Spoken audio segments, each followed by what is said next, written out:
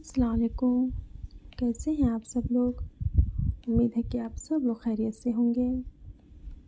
پہلے تو میں آپ سب لوگ سے معذرت چاہتی ہوں کہ ابھی تک میں ناول اپلوڈ نہیں کر پائی۔ رات کے 1:30 بج کے جا رہے ہیں کیونکہ میں ابھی تک ریکارڈ ہی نہیں کی ہوں لائٹ نہ ہونے کی وجہ سے۔ تو پھر میں سوچی چلو ریکارڈ کر ہی لیتی ہوں، اور میری آواز کافی سلو ہے کیونکہ دوسرے روم میں میری آواز نہ جائے، اس لیے تو آپ لوگ پلیز میری بات کو سمجھیں گے۔ اب چلتے ہیں ناول کی طرف۔ تانیہ طاہر کا ناول شروع کرتے ہیں۔ اس نے پلٹ کر بھی کوئی بات نہیں کی تھی کہ اس کا نکاح ہوا ہے اور اسے اب کسی کو اس گھر میں اپنا کہا، نہ ہی اس نے اپنے باپ کی بات پر کان دھرا تھا اور نہ ہی چچا کی، جو خرم کی وجہ سے کافی پریشان تھے۔ الٹا گھر میں آنا جانا ہی چھوڑا ہوا تھا 2-3 روز سے۔ اگر وہ گھر کے ان جھمیلوں یا شاید زندگی کے دوسرے رخ کی طرف ہی متوجہ رہتا تو شاید اپنے خواب کبھی پورے نہ کر پاتا۔ معاملہ دب گیا تھا تو سلمان بٹ سمیت ساری پارٹی بھی خاموش ہو چکی تھی، جبکہ شاز نے واضح کیا تھا، اس پر جھوٹا الزام لگایا تھا اور ان لوگوں نے معافی مانگ کر خود کیس واپس لیا۔ راشد کو یقین تو نہیں آیا تھا مگر وہ چپ رہا تھا۔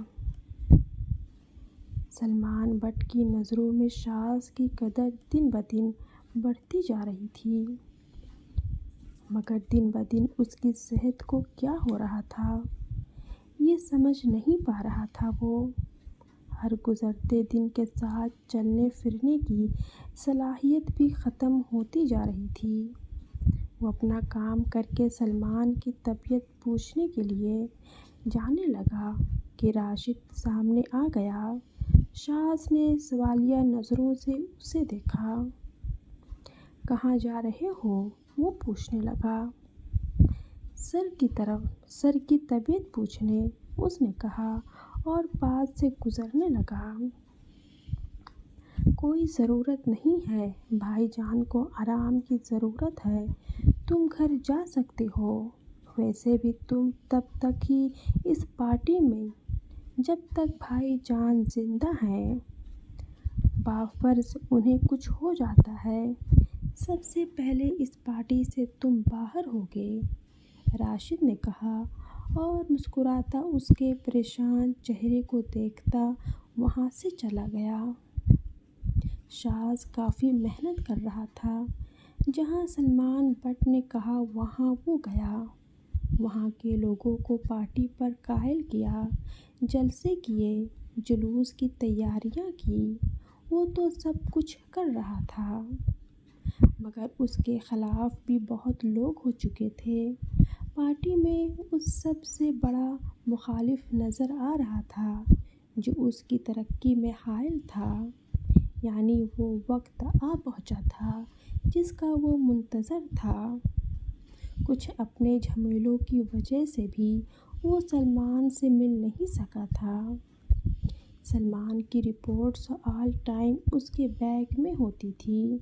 اس نے اپنا بیگ اٹھایا اور باہر چلا گیا۔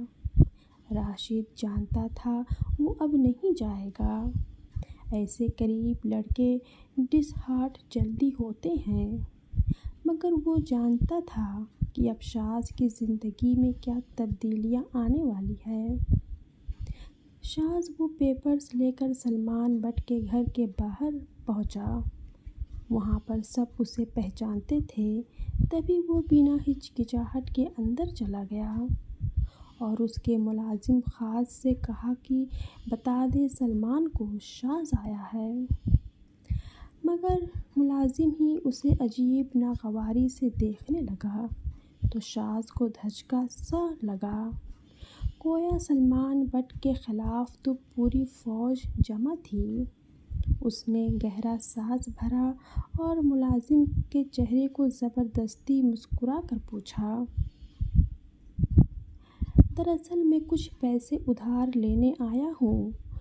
مفلسی چہرے پر سجا کر وہ بولا تو ملازم نے سر ہلا دیا کہ اس کا مقصد جو تھا، اس مقصد کے لیے ہی لوگ آتے تھے اور سلمان کی موت کے ساتھ یہ کام بھی ختم ہو سکتا تھا۔ ملازم کو یہ البتہ یاد نہ رہا کہ اس نے راشد کو بتانا چاہیے کہ شاذ ملنے آیا ہے۔ اس نے سلمان کو بتایا تو اس نے آنکھیں کھول کر دیکھا اور سر ہلایا۔ اس کی بیگم جو اس کے پاس ہی بیٹھی تھی، اس لڑکے کا نام سن کر کھڑی ہو گئی۔ چہرے پر اس کی بھی ناگواری اتر آئی تھی۔ اب دیکھنے والی نگاہیں تو سب دیکھ سکتی تھی۔ سلمان اس کی محبت میں پاگل تھا تو الگ بات تھی۔ اندر بھیجو اسے، اس نے کہا اور دوبارہ آنکھیں بند کر لیں، مگر اس کی بیگم کمرے سے باہر نہیں گئی تھی۔ شاذ اس کا بلاوا سن کر جلدی سے اندر آیا تو اس کی بیوی بھی تھی جو اپنے بالوں میں برش چلا رہی تھی۔ ہاں، وہ ہو بہو ورشا جیسی تھی، مگر اس کے بال لمبے نہیں تھے، بال چھوٹے تھے، جبکہ ورشا کے لمبے لہراتے بال تھے۔ شاذ نے نگاہیں پھیر لیں، دروازہ نوک کیا اور سلمان اسے دیکھ کر مسکرایا۔ کتنے دنوں بعد آئے ہو برخوردار، بس تمہارے بارے میں اطلاعات ہی ملتی رہی ہے، وہ بولے۔ چہرہ بالکل مرجھایا ہوا تھا۔ شاذ انہیں اس حال میں دیکھ کر جم سا گیا۔ سر، آپ کی طبیعت نہیں ٹھیک لگ رہی۔ وہ اس کے قریب آیا۔ اس کی بیوی نے دیکھا۔ میڈیسن میں نے خود دی ہے ابھی، وہ بیچ میں بولی۔ مگر ان کا چہرہ نیلا پڑ رہا ہے، شاذ بولا۔ جب میں کہہ رہی ہوں دوائیاں دے دی ہیں، وہ اپنے لفظوں پر زور دیتی بولی۔ شاذ نے پھر اس کی طرف نہیں دیکھا۔ وہ ورشا جیسی دکھتی تھی، مگر تھی نہیں۔ ورشا سے دو لفظ بامشکل بولے جاتے تھے۔ شاذ اس کی جانب دیکھتا رہا جو آنکھیں بھی بامشکل کھول رہا تھا۔ اس کا دل کٹ سا گیا۔ اسے شک تھا یہ راشد اسے زہر دیتا ہے پارٹی کا سربراہ بننے کے لیے۔ سلمان نے اپنی بیوی کی طرف دیکھا۔ شاذ کچھ نہیں بولا تھا۔ کچھ دیر باہر چلی جائیں آپ، اس نے کہا تو وہ سلمان کی بات چاہ کر بھی ٹال نہیں سکتی تھی۔ تبھی اٹھ کر چاہ نہ چاہ اسے باہر آنا پڑا، اور بدقسمتی سے ان کا کمرہ ساؤنڈ پروف تھا، تبھی اسے کچھ سنائی نہیں دینا تھا۔ اس نے اپنے بھائی کو کال کر کے شاذ کے یہاں آنے کی اطلاع دی۔ اس کے نکلتے ہی شاذ نے دروازہ بند کر لیا۔ سلمان مسکرا دیا۔ سر، میرے پاس وقت نہیں ہے۔ آپ کو یہ آگاہ کرنا چاہتا ہوں کہ یہاں کوئی آپ کو سلو پوائزن دے رہا ہے، وہ بولا۔ عجلت میں سلمان کا رنگ اڑ گیا۔ وہ آنکھیں کھولے اسے دیکھنے لگا۔ کیا فضول بات کر رہے ہو شاذ؟ سر، میرے پاس پروف ہے۔ شاذ نے اس کی رپورٹس اسے دی تو سلمان حیران رہ گیا رپورٹس دیکھ کر۔ مگر میری رپورٹس تو ٹھیک آئی تھیں، وہ راشد سر نے اپنی مرضی سے تبدیل کروائی ہے، اور میں معافی چاہتا ہوں، مجھے شک ہے کہ آپ کو زہر دے رہے ہیں، وہ بولا۔ کیونکہ جانتا تھا راشد کبھی بھی پہنچ جائے گا۔ سلمان نے گہرا سانس بھر کر پیپر پھینک دیے اور پیچھے ٹیک لگا لی۔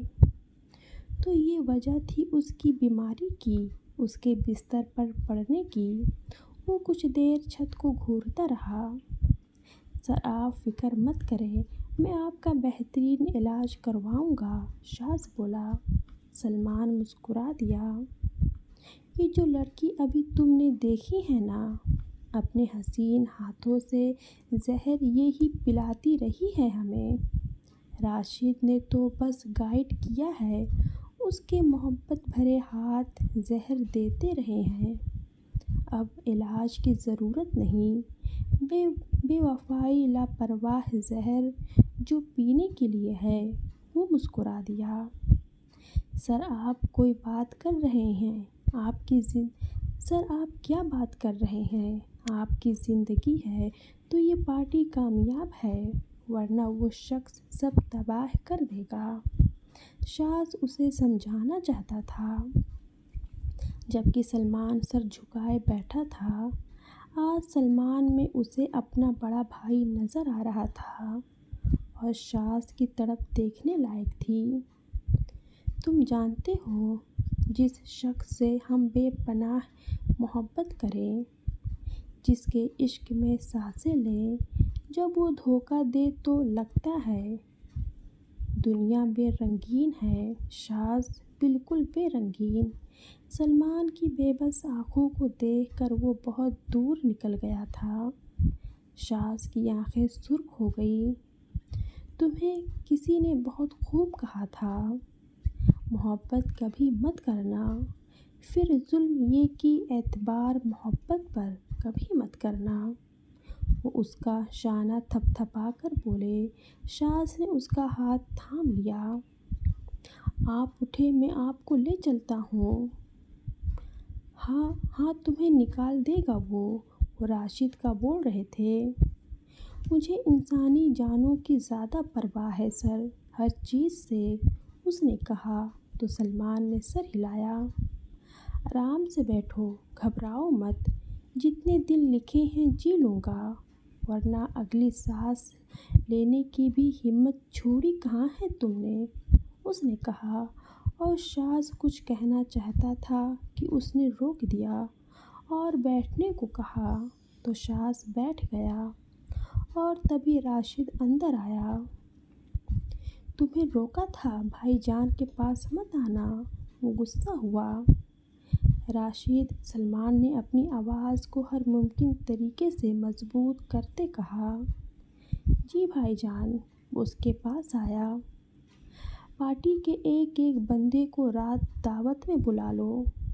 آج ہم اپنے سر کا بوجھ اتار کر اپنے چھوٹے بھائی جیسے شخص کے سر پر رکھنا چاہتے ہیں، جو پارٹی کو بخوبی سنبھال سکے، وہ بولے۔ شاذ نے جھٹکا کھا کر دیکھا اور راشد نے مسکرا کر جی بھائی جان کہا۔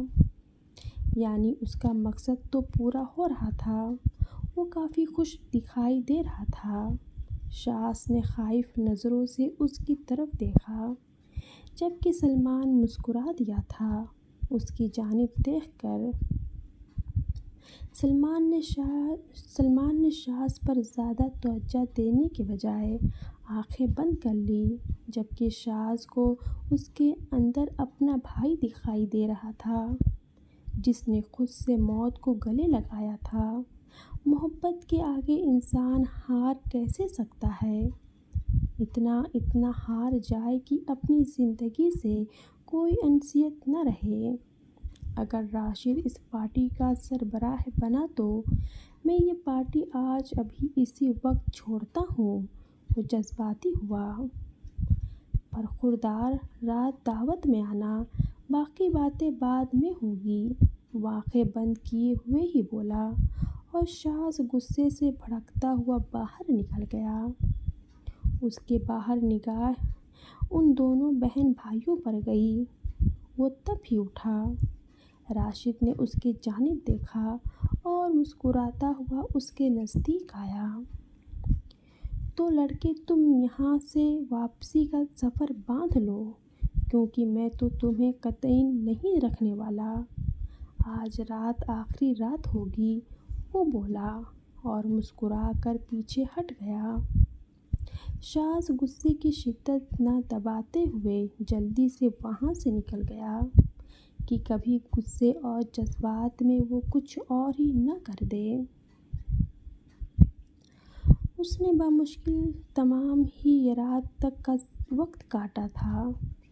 فائز دبئی جا چکا تھا اور مراد سے نہ وہ ملنا چاہتا تھا، نہ ہی مراد نے پلٹ کر کوئی بھی بات کی۔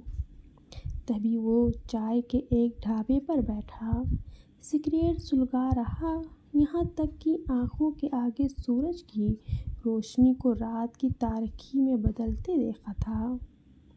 اس نے اپنا سیل فون بھی آف کر رکھا تھا اور اتنی سگریٹ پی تھی کہ اس کے ہونٹ بھی جیسے سلگے ہوئے تھے۔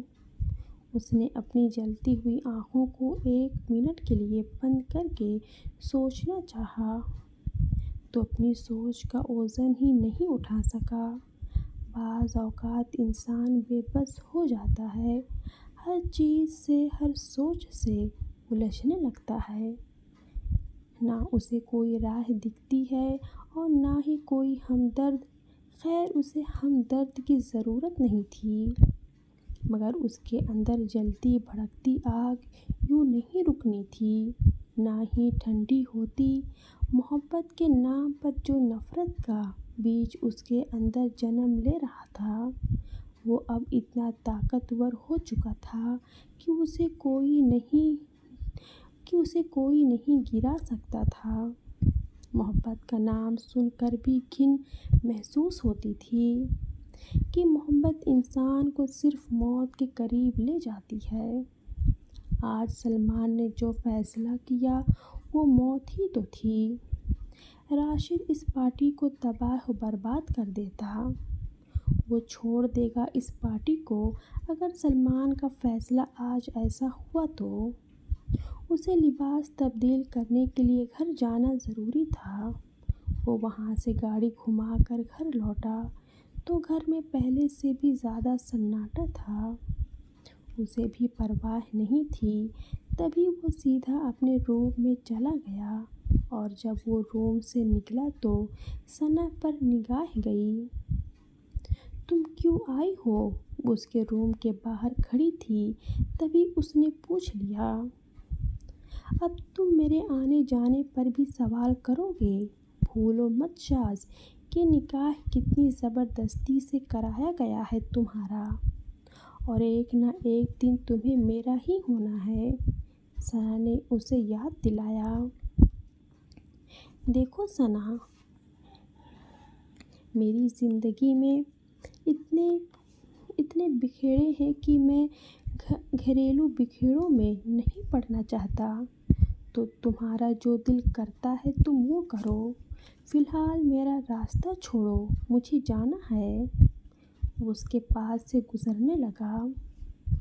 کیا اس کے آنے کے بعد بھی یوں ہی لاپرواہ رہو گے اس سے؟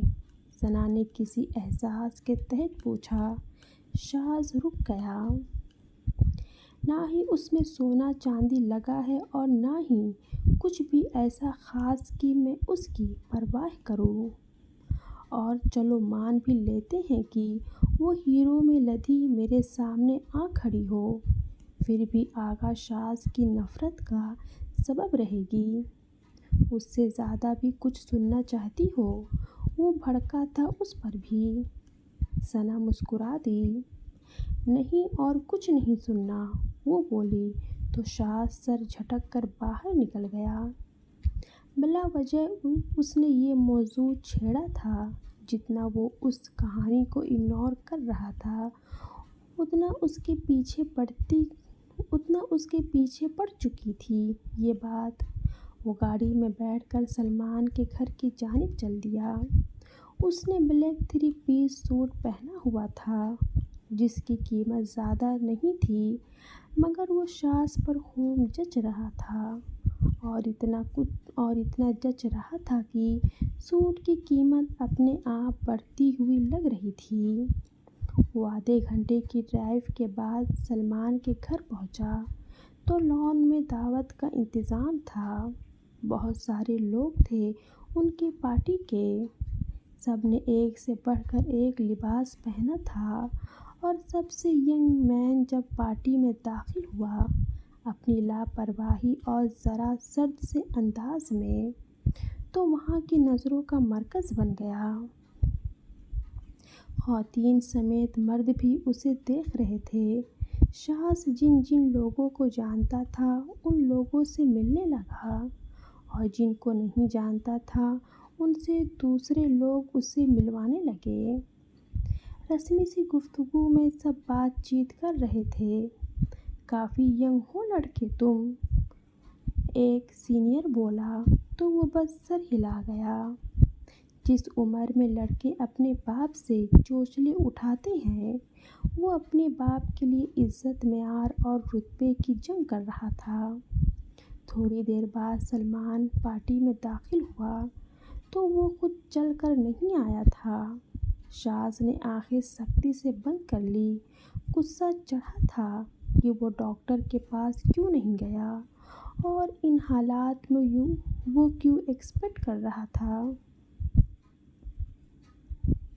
اس کے پیچھے راشد تھا، اور آج پہلی بار اس کی بے پناہ حسین بیوی بھی تھی، جو سلمان کی بیٹی ہی لگتی تھی مگر بیوی تھی، اور سلمان کا ایک وکیل بھی ساتھ تھا۔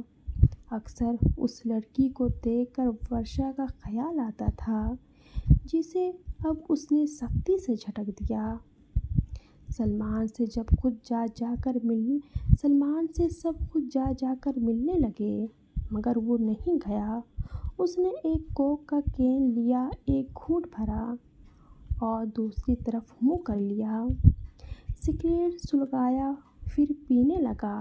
اب تو اتنی عادت ہو گئی تھی کہ کھانے سے زیادہ سگریٹ کی طلب رہنے لگی تھی۔ کچھ دیر گزری تھی کہ اچانک جہاں نصیب آ گیا۔ وہ مڑ کر دیکھنے لگا۔ یار تمہیں سلمان سر بلا رہے ہیں، وہ اناؤنسمنٹ کرنے والے ہیں، تو کہہ رہے ہیں سب اکٹھا ہو جائیں۔ شاذ نے سگریٹ کو وہیں اس ٹین کے کین میں بھری کوک سے بجھا کر گہرا سانس بھرا، اور وہاں جہاں نصیب کے پاس سے گزرا تو اس کا لیا آخری کش اس کی ناک کے نتھوں سے نکلا تھا، جہاں نصیب کافی امپریس ہوا اور اس کے پیچھے پیچھے چلنے لگا۔ وہ سب سلمان کے گرد جمع ہو گئے تھے۔ سلمان نے شاذ کو آتے دیکھا تو مسکرا دیا۔ ادھر آؤ، ہاتھ کے اشارے سے بلایا تو شاذ نہ چاہتے ہوئے بھی اس کے پاس چلا گیا۔ سلمان اس کا سہارا لے کر اٹھا۔ سب خاموش کھڑے تھے۔ اس کی بیوی اور اس کا بھائی ایک طرف کھڑے تھے۔ سب دیکھ رہے تھے۔ سلمان اٹھ کھڑے ہوئے اور شاذ کا بھی سہارا چھوڑ دیا۔ شاذ پیچھے جا کر کھڑا ہو گیا۔ میری طبیعت سے تو آپ سب لوگ ہی واقف ہیں۔ نہ جانے اچانک کون سا زہر مجھ میں بھر دیا گیا ہے کہ حال یہ ہو گیا۔ وہ طنز لہجے میں بولے تو راشد بے چینی سے پہلو بدل گیا، اور یہی حال اس کی بہن کا تھا۔ سب چپ چاپ کھڑے تھے۔ مگر میں اس پارٹی کی ذمہ داری ایک مضبوط کندھوں کے سپرد کرنا چاہتا ہوں، اور میں جانتا ہوں وہ میرے چھوٹے بھائیوں کی طرح ہے۔ میرا کام وہ اچھے سے سنبھال لے گا۔ ہمیشہ میں نے ایمانداری کو اہمیت دی تو اللہ نے مجھے ترقی بھی دی۔ اب میں چاہتا ہوں اتنا ہی ایماندار بندہ اس پارٹی کا سربراہ بنے اور میری پارٹی کو چاند تاروں کی طرح چمکا دے۔ دشمن کے حسدوں سے بچ کر عوام کی خدمت میں ہر دم تیار رہے۔ آپ جیسے قابل ٹیم نہ ہوتی تو آج شاید سلمان بٹ کچھ نہ ہوتا، لیکن چونکہ اب میرے ہاتھ اس قابل نہیں رہے تو پھر میں اس وقت یہ سب سنبھالنے کا اہل نہیں ہوں۔ تبھی میں نے یہ ذمہ داری کسی اور کے کندھوں پر ڈالنے کا سوچا۔ سر آپ پلیز اس کا نام بھی بتائیں، ایک آدمی بولا تو سلمان مسکرا دیا تھا۔ راشد بھی مسکرایا کہ اس کے علاوہ اور کون ہو سکتا ہے۔ سلمان نے گہرا سانس بھرا اور راشد جو اپنے نام کی پکار سننے کو اس کے کان بے چین تھے۔ سلمان بولا تو اس کے قدموں تلے زمین کھسک گئی۔ شاز، آقا شاز آج سے اس پارٹی کا لیڈر، اور سلمان بٹ کی جگہ خود سلمان بٹ نے ہوش میں حواس میں آغا شاز کو منتخب کیا ہے، اور مجھے یقین ہے اپنی لیڈرشپ میں یہ آپ جیسے مضبوط پارٹی کے ساتھ مل کر ملک کو ترقی کی راہوں پر لے چلے گا۔ راشد دھک سے رہ گیا، حیرانگی سے دیکھنے لگا۔ چاروں اطراف میں سناٹا چھا گیا اور شاز آنکھیں پھاڑے سلمان کو دیکھنے لگا۔ But he is too young, ایک آدمی نے اختلاف کیا۔ شاز تو خود اس اچانک حملے کو سمجھ نہیں پایا۔ سلمان کوئی عام انسان نہیں ہے جو اپنی جگہ کسی عام کو دے دے۔ وہ مسکرا کر بولا اور شاز کو اپنے پاس بلایا۔ مگر وہ کیا ہے کہ محبت ہر خاص کو عام کر دیتی ہے، اور اتنا عام کر دیتی ہے کہ وہ سر عام ہو جاتا ہے۔ اللہ حافظ۔